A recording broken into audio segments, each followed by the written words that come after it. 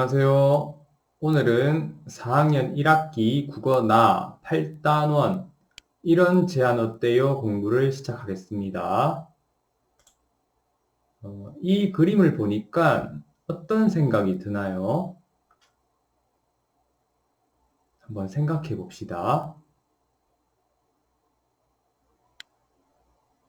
선생님은 쓰레기로 가득한 화단을 꽃밭으로 바꾸고 싶다는 생각이 들었습니다.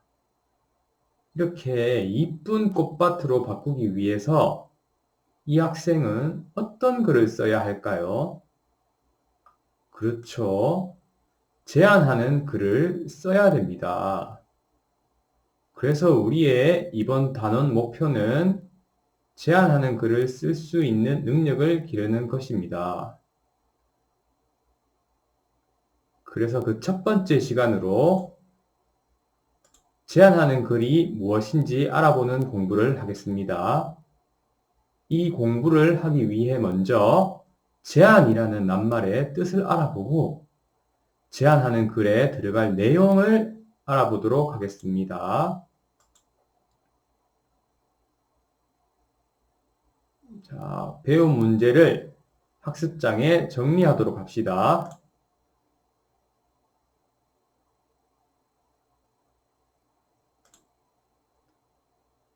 여러분, 제안이라는 낱말을 듣고 보니까 어떤 것이 떠오르나요? 아무 것이라도 좋으니까 자유롭게 제안이라는 낱말을 보고 들었을 때 떠오르는 생각을 학습장에 써봅시다.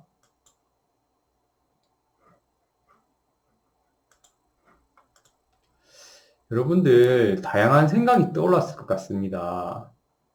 여러분들이 떠올린 내용을 바탕으로 제안이라는 낱말의 뜻을 생각해 볼 수 있을까요? 어떤 뜻일까요? 한번 생각해 봅시다.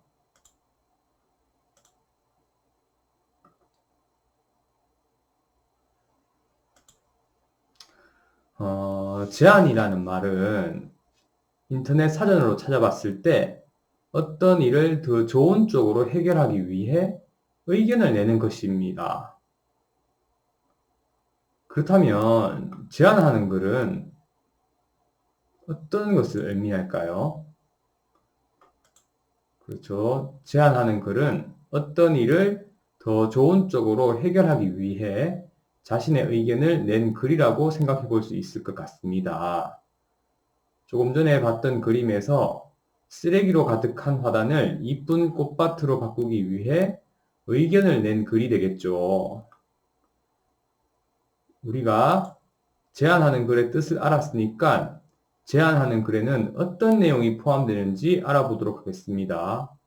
우선 그림과 관련된 다음 이야기를 함께 읽어봅시다. 진영이는 지난 주말에 동생과 함께 집 앞 꽃밭에 꽃을 심었습니다. 그런데 오늘 물을 주려고 보니 쓰레기가 꽃 주위에 흩어져 있었습니다. 진영이와 동생은 그 모습을 보고 실망을 했습니다. 진영이는 꽃밭에 버려진 쓰레기를 보면서 깨끗한 꽃밭을 만들려면 어떻게 하면 좋을지 곰곰이 생각했습니다. 그리고 자신의 의견을 알리고자 아파트 주민에게 글을 써서 붙이기로 결심했습니다. 얼마 뒤 꽃밭은 몰라보게 깨끗해졌습니다. 이야기를 읽어보니 지난 주말에 진영이는 무엇을 했나요? 그렇죠. 동생과 함께 집 앞에 꽃밭에 꽃을 심었죠. 그런데 진영이와 동생은 왜 실망을 했나요? 쓰레기가 꽃 주위에 흩어져 있었기 때문이죠. 진영이는 이 문제를 어떻게 해결하기로 했나요?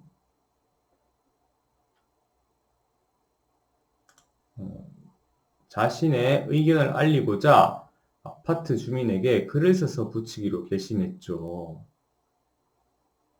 우리는 진영이처럼 어떤 일이 생겼을 때 더 좋은 쪽으로 해결하기 위해 자신의 의견을 낸 제안하는 글을 씁니다. 그런데 만약 여러분들이 진영이라면 어떻게 제안하는 글을 쓰겠습니까? 한번 써볼 수 있을까요?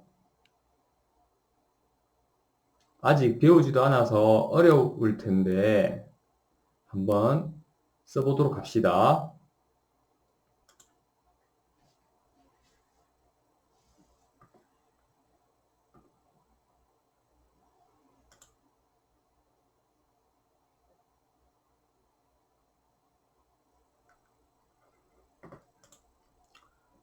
그러면 여러분들 배우지 않았어도 우리 교대 부초 꽃사슴 친구들은 포기하지 않고 제안하는 글을 잘 쓰실 것이라고 생각합니다. 그러면 여러분들이 쓴 제안하는 글과 진영이가 쓴 제안하는 글은 어떤 차이가 있는지 비교하면서 같이 읽어봅시다. 지난 주말에 저는 동생과 함께 집 앞 꽃밭에 꽃을 심었습니다. 그런데 오늘 물을 주려고 보니 쓰레기가 꽃 주위에 흩어져 있었습니다. 그 모습을 보니 속이 상했습니다. 꽃밭에 쓰레기를 버리지 않으면 좋겠습니다. 꽃은 쓰레기가 없는 깨끗한 꽃밭에서 건강하게 자랄 수 있습니다.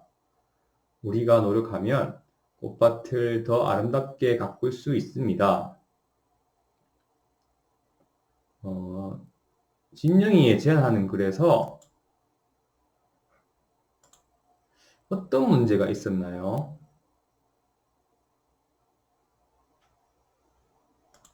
그렇죠. 지난 주말에 저는 동생과 함께 집 앞 꽃밭에 꽃을 심었습니다. 그런데 오늘 물을 주려고 보니 쓰레기가 꽃 주위에 흩어져 있었습니다. 그 모습을 보니 속이 상했습니다. 이렇게 썼죠. 이것을 다른 말로 우리는 문제 상황이라고도 합니다. 잘 기억합시다. 그리고 어떤 내용을 썼나요? 진영이는 꽃밭에 쓰레기를 버리지 않으면 좋겠습니다라는 내용을 썼죠.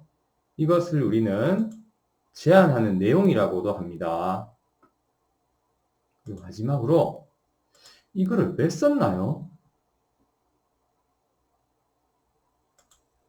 꽃은 쓰레기가 없는 깨끗한 꽃밭에서 건강하게 자랄 수 있습니다. 우리가 노력하면 꽃밭을 더 아름답게 가꿀 수 있습니다. 라고 제안하는 까닭을 썼죠. 다시 한번 제안하는 글에 들어갈 내용을 알아보겠습니다. 처음에 뭐가 있었죠? 문제 상황이 있었고, 그 다음에 제안하는 내용, 그 다음에 제안하는 까닭이 있었습니다. 또 제안하는 글을 쓸 때는 뭐뭐 합시다, 뭐뭐 하면 좋겠습니다, 뭐뭐 하면 어떨까요? 같은 표현을 사용하면 좋습니다. 자, 오늘 우리가 무슨 공부를 했나요? 제안하는 글에 대해 알아보았죠. 이 공부를 하면서 알게 된 점과 다짐을 학습장에 정리해 봅시다.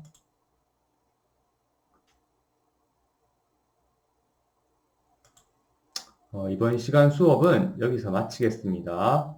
모두 수고했습니다.